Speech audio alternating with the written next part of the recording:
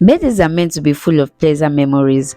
One of the things that make birthdays memorable is a beautiful cake.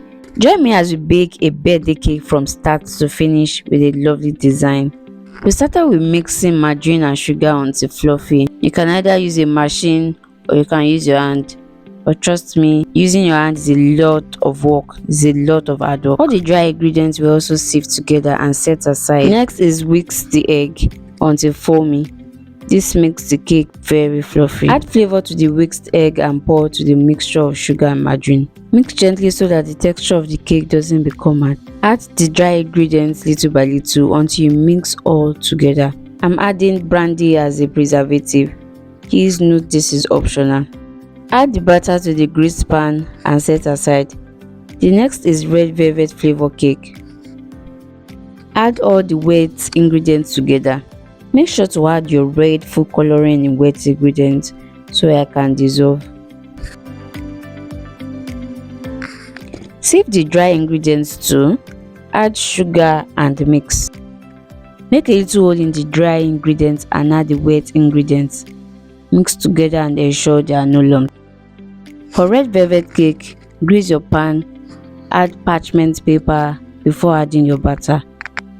For other cakes, you can add parchment paper, but for red velvet cake it's very important. The use of parchment paper is to prevent the cake from sticking to the pan and to ensure the cake releases easily from the pan. The same process of baking was done for the chocolate cake. Add the dry and wet ingredients together and mix thoroughly. Bake the 3 flavors of cake in the oven. Make sure to preheat the oven before baking. Allow the cake to cool well before covering. Mine was decorated the next day. For decoration, mix margarine until it looks pale yellow. Gradually add the icing sugar until it is thoroughly mixed. For the cake decoration, I'm doing color separation. So I scooped some icing to another bowl, added color and mix. Ensure you add icing to the board before stacking your cakes. I'm stacking the cakes with kebab stick to avoid the cakes falling apart. I use kebab stick because the cake is not that tall. I crumb coated the cake with buttercream icing.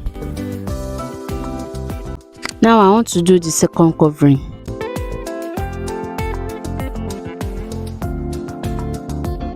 Wow! Check out how gorgeous the cake looks.